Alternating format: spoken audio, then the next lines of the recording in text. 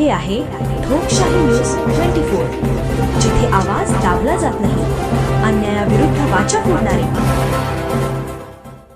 न्यायासाठी जीव धोक्यात. अकोले तहसील समोर आमरण उपोषण. प्रशासनावर गंभीर आरोप. अहिल्यानगर जिल्ह्यातील अकोले तालुक्यात प्रशासनाच्या उदासीनतेविरोधात गंभीर प्रकार समोर येत आहे. अकोले येथील रहिवासी संदीप बबन रोकडे हे न्याय मिळावा यासाठी दिनांक 26 जानेवारी 2024 रोजी सकाळी 9 वाजल्यापासून अकोले तहसील कार्यालय येथे आमरण उपोषणास बसले आहेत. आज त्यांच्या उपोषणाचा दुसरा दिवस असून या संपूर्ण प्रकरणाची प्रशासनाने अद्याप कोणतीही ठोस दखल घेतलेली दिसून येत नाही. त्यामुळे प्रशासन इतके गप्प का, असा सवाल आता नागरिकांमधून उपस्थित केला जात आहे.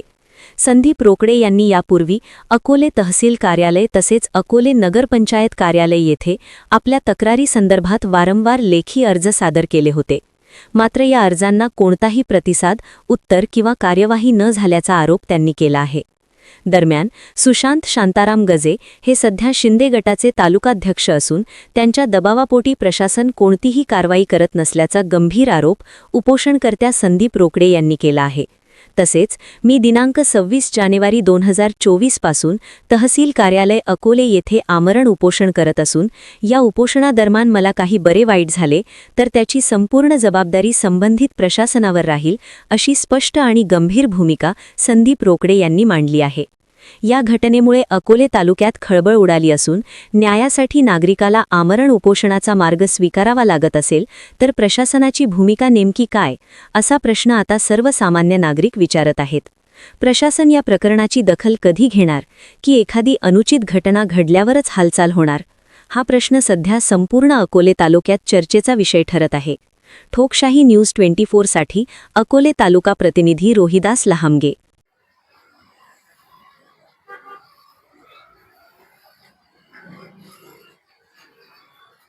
अकोले नगरपंचायतच्या प्रशासकीय दिरंगाई आणि भ्रष्टाचाराविरुद्ध आमरण उपोषणाचा आजचा आपला दुसरा दिवस आहे. आपण काल 26 जानेवारी 2026 रोजी सकाळी 9 वाजल्यापासून तहसील कार्यालय अकोले या ठिकाणी आमरण उपोषणास बसले आहात. आपली रास्त मागणी काय आहे आणि आपल्यावर थोडक्यात म्हणजे अकोले नगरपंचायत जे कार्यालय आहे त्यांच्या वतीने म्हणजे त्यांच्याकडून आपल्यावर काय अन्याय झालेला आहे. प्रथमतः आपले नाव सांगायचे आहे. नाव सांगितल्यानंतर आपल्यावर काय अन्याय झालेला आहे तो सांगायचा आहे. मी संदीप बबन रोकडे, राहणार महालक्ष्मी कॉलनी.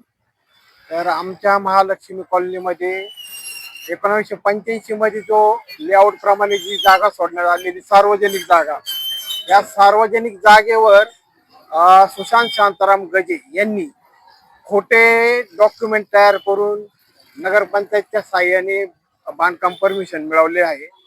तर भूमी अभिलेख कार्यालय यांनी त्यांचा 7/12 हा 233 चौरस मीटर होता.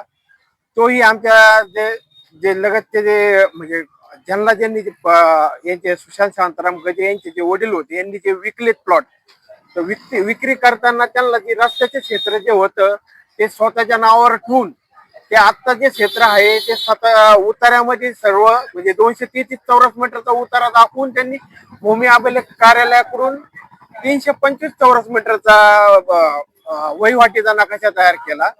आणि त्या 325 चौरस मीटरच्या नकाशावर नगरपंचायतनी कुठली शहानिशा न करता, तो वहिवाटीचा आहे का हद्द कायमचा आहे, अशी कुठली शहानिशा न करता बांधकाम परमिशन त्याला मंजूर केली.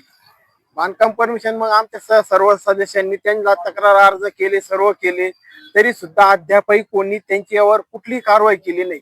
उलट त्यांना नागरिक सुविधा देत आहे, सर्व गोष्टी देत आहे. आणि ह्या संदर्भात आम्ही न्यायालयात पण गेलो होतो. न्यायालयात पण आमची केस चालू आहे, परंतु न्यायालयात केस चालू असताना देखील त्यांना नागरिक सुविधा पण दिल्या जात आहे. जे सुशांत शांताराम गजे यांचा काय रोल आहे यामध्ये?